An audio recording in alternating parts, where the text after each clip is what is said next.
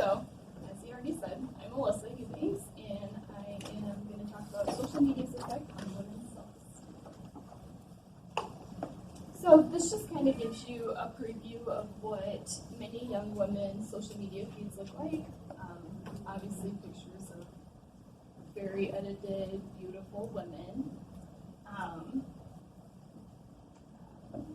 Lifestyles of women who have achieved society's ideal standards, and they just show how we should look and dress and how makeup should be done and hair, and just kind of provides you that social ideal of how you should look. So, need for likes on social media. Obviously, social media is growing so much, and just wanting more likes on your pictures and whatnot makes you feel better. And after Facebook and many other social media platforms took off, our desire for likes grew much like an addiction. In fact, the rush you get when your posts get more likes than normal is due to a rush of dopamine. I have a quote from a 17-year-old that I was talking to about this, and they had said, "Likes are always an indicator of social standing at my age. As someone who gets anxious and struggles with self-esteem, the amount of likes on my posts can be hugely uplifting or depressing," which is kind of scary. Obviously, this is a growing problem. Social media and technology is continuing to grow, and we are using it more for communication and for just feelings of upliftingness. If we are unable to achieve our desired amount of likes, we begin to compare ourselves to others who did achieve that certain amount. And we question our self-esteem, if we look good enough, if others find us attractive, if we're socially accepted. So this led me to think about what we can do about it. I was questioning what we can do to minimize the psychological harm from social media in a social media ran world, specifically minimizing self-esteem and partaking in social comparison. And then this picture up here just shows you a girl who posted a picture, and all the comments on there are either very uplifting, or they're comparing themselves to her, or they're bashing her for how she looks. So the question at stake is, can the use of awareness intervention materials reduce women's need to partake in social comparison processes, as well as prevent lower self-esteem caused from social media platforms? My hypothesis is that greater awareness of the psychological harm and effects that can happen after spending a certain amount of time on social media will reduce feelings of lower self-esteem.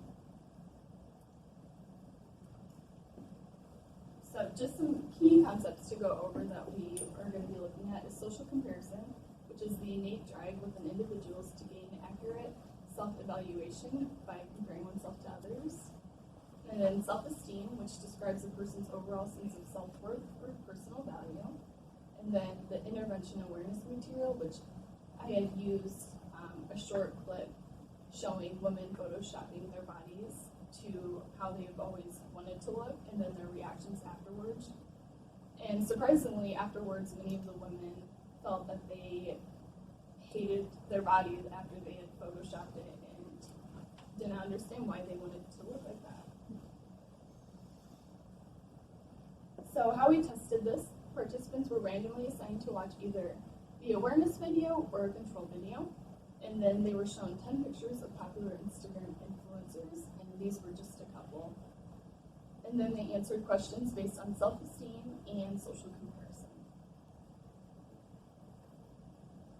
Having participants watch one of the videos and then having them look at the photos of the women who they might possibly compare themselves to helped to test whether or not the intervention awareness video had any impact on the participants, or if intervention awareness video had no impact and refuted our hypothesis. So, after running the compiled data through a paired t-test, results tested non-significant for both social comparison and self-esteem levels in both groups. This means that there was not enough evidence in the study to prove whether or not intervention materials had any impact on social comparison processes or self-esteem levels. And then this is just kind of a view to show you, the blue line is showing the social comparison group, and the gray line shows you the experimental group and how they're intertwined, and there's no significant increase or decrease for either group. And then this is the same for the self-esteem group. And so, does this mean social media has no effect on women's self-esteem? Obviously not. There are many different possible ways to tweak this experiment in the future, and even though I didn't find what I was looking for, I think that there are possible ways to change the study and put more emphasis on different videos used for the awareness material and having participants spend a certain amount of time on social media in person for a certain amount of time. And that's it.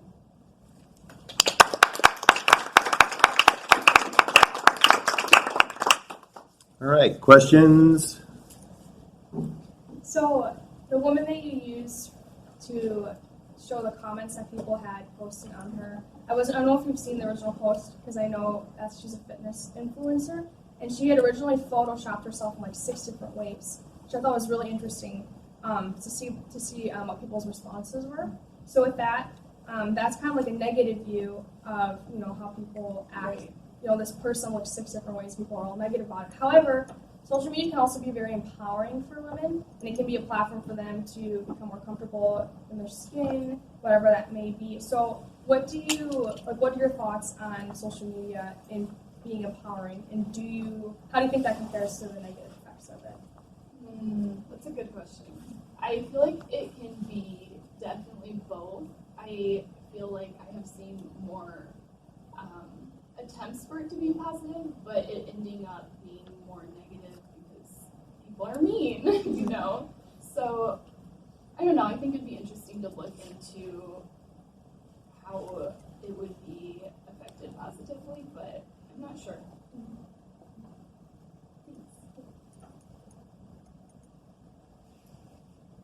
So I have kind of 2 questions for the first question. So participants watched a video followed by looking at like 10 different influencers' pictures?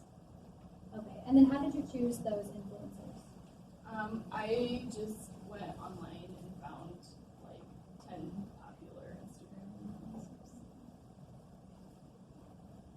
So when you found those influencers, did you include how many likes they got on each picture and like how many followers they got, or did you just show the picture? I did include, actually, it was the beginning pictures right here. Oh, okay.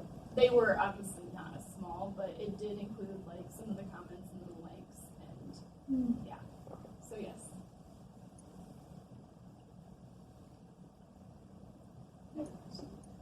So a lot of influencers, or I suppose the influencers I follow, so Cassie Ho, for example, whose picture you used, has come forward and talked about how she used to have an eating disorder, and how that's affected her, and that kind of affects her followers. Or another influencer I know, James Charles, like openly edits his photos and is like very open about that.